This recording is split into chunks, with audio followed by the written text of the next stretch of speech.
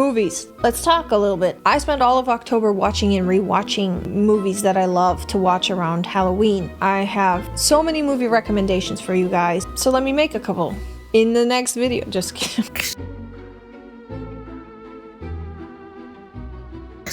Happy Halloween! Welcome back to my channel! I'm just having so much fun watching these movies. Top 10 movies. My favorite top 5. I'm just kidding.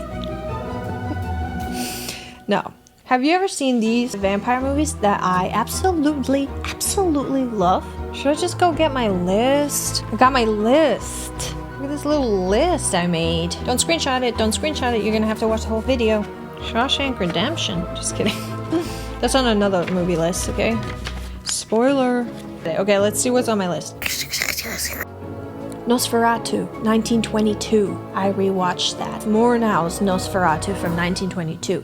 What's most interesting about that film is that Bram Stoker's estate, they sued to get that movie destroyed, the copies of the movie destroyed. They won the court case because they said it was basically the same as the novel. Murnau hadn't gotten the rights to recreate that, even though he changed all the names, so instead of Dracula it was Count Orlok and etc., etc.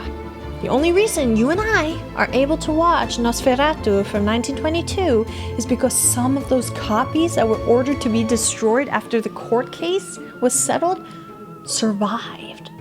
So it makes me feel really underground, really secret, really heisty that I get to watch such a prolific film. Truth be told, a silent film, my attention span is just not built for that. I watched it in sections, okay? I watched it in sections. Arguably one of the scariest portrayals of Dracula.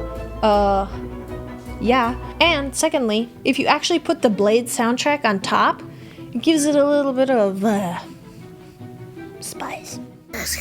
Speaking of Blade, have you seen Blade? I mean, yeah, have you seen Blade? That is probably one of the best movies ever made, period. Wesley Snipes is a star, okay? Chris Christopherson is a star. I love that movie so much. And the soundtrack. I just told my sister I stole her Blade cassette. I have it still. She was like, you did what? Just kidding. She doesn't care. You think we still listen to cassettes? Some of us. I do, actually. No, I don't. Yes, one of the best songs ever is still the one with the blood in the club, okay? If you know, you know. What other vampire movies have you seen? Let's talk about Twilight and how I've never seen them. I'm not hating on them. I'm just saying I've never been pulled to see those. There's so many other movies that I'd rather see first, you know? Let the right one in, the original, the Swedish version. I've never actually seen the American version, but I'm talking about the Swedish version. Bram Stoker's Dracula, directed by Francis Ford Coppola. Amazing cast. I mean, Gary Oldman, Winona Ryder, Anthony Hopkins, Keanu Reeves. I definitely recommend this movie because people say it is one of the most accurate portrayals of Bram Stoker's novel Dracula. It's a classic, and it's Francis Ford Coppola. So, P.S. Gary Oldman's acting in the first 5 minutes, I love it. It's so good. Definitely thought it was important to watch. One thing that I would recommend is you watch that movie, and then for some comedic relief, Dracula, Dead and Loving It, starring Leslie Nielsen. That one's really funny.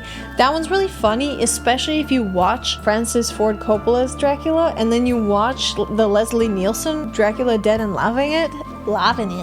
You watch that after, because it's like... the scenes are reciprocal, so it's literally making fun of those movies, so it's very, very funny. Oh, Interview with a Vampire? Amazing, okay? Have you seen that? That's just, that's one of my favorite movies ever. It was so good. Very good. I loved it. I love Tom Cruise. His acting is so good. It's so Tom Cruise of him. Have you seen Ganja and Hess? It's an interesting twist on a vampire movie, because vampire? I love that one because it's a different vampire story that's arguably not even a vampire story. 30 Days of Night. That one is... I like the vampires in that one. They're different. They're kind of like zombie vampires, so that one's a good movie. 30 Days of Night. Have you seen The Lost Boys. Yes, that has everything you would want in it. Have you seen Once Bitten? Jim Carrey, Lauren Hutton? Yes! One of Jim Carrey's first movie roles, actually. I think that movie is from 1985. Or maybe his very first leading role. Whew. Renfield. Okay, speaking of Coppola, Renfield. Nick Cage. Nick Cage is probably one of my favorite actors. He's so funny. He's so good at acting. He's so Nick Cage at acting. He doesn't always take himself seriously, and so it makes his movies so entertaining. Renfield. Have you seen Renfield yet? That is a movie that my sister recommended to me, and I'd seen little previews, little snippets, but like on Amazon Prime, like a preview, like a header or something. Oh. But I had never actually seen it. I love it, okay? I love that movie. From Dusk Till Dawn, Selma Hayek, Quentin Tarantino, George Clooney. That one's funny. I had not seen that before, but I know it's a cult classic because, you know, when you recognize scenes from movies that you see in memes or you see in other stuff. Oh, Thirst. It's a Korean film by the same director who directed Old Boy, if you've seen that movie. So that was a good one. Thirst I had not seen before. Renfield I had not seen before. Yes. Anyway, I don't know if that list was succinct. I'm just curious, have you seen any vampire movies recently? My posture is so bad.